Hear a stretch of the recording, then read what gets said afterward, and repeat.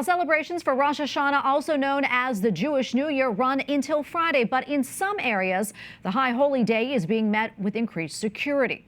Officials in New York City say there is heightened security at synagogues and Israeli diplomatic properties following Iran's missile strike against Israel earlier this week.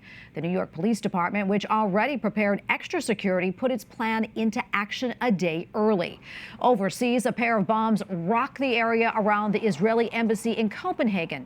No injuries were reported, but nearby Jewish schools closed for the day. Before the holiday began, we spoke with a well-known rabbi for his thoughts. And for more, we turn now to Rabbi David Wolpe, the Max Webb Emeritus Rabbi of Sinai Temple in Los Angeles and the scholar in residence at the Maimonides Fund. Rabbi Wolpe, great to be with you today, and Happy New Year to you. How are you balancing this time of rejoicing with the heightened security and the unease amid the attacks by Iran on Israel?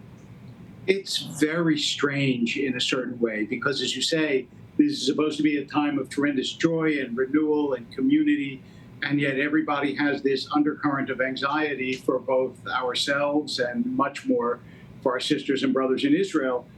And it's particularly poignant in my congregation since more than half of the members of Sinai Temple grew up in Iran.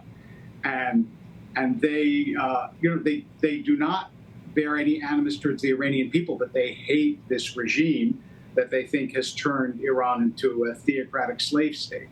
Yeah, and on social media, I know you recently posted that the new year brings with it resolutions and also an opportunity to change. There's also the chance to renew the convictions that each one of us carries, adding that God renews his creation each day. Tell us a little bit more about that. So the real idea behind Rosh Hashanah is that the world was created once and is also recreated all the time. And that's true for a human being as well. You have a fate and you have a destiny. And what you do with your life is what you, together with your community and the people you love and your relationship to God, it's what you make of it.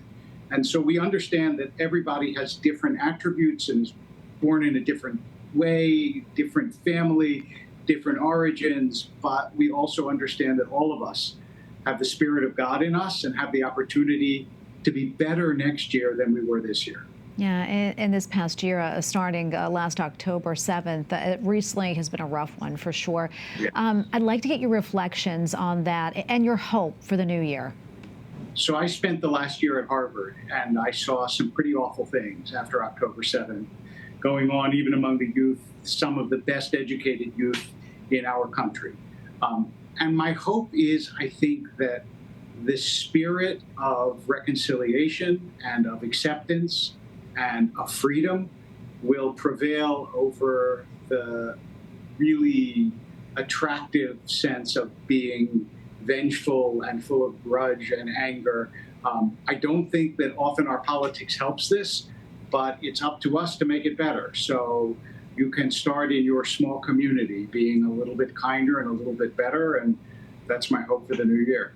Yeah, and Rabbi, I'm wondering, for those that you talk to, how are they feeling during this time?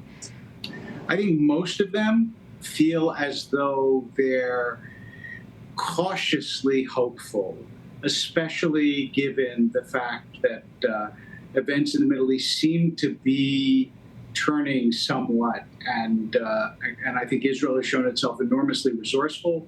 And I think most people have like a deep faith that the United States is both not only a strong but a good country, and that it is possible to make the next year better. But I don't think they're looking at it with rose-colored glasses, because we face enormous problems both inside ourselves and in our world. Yeah, definitely. Well, Rabbi Wolpe, thank you so much for joining us and for all of your insights and your time. We appreciate it.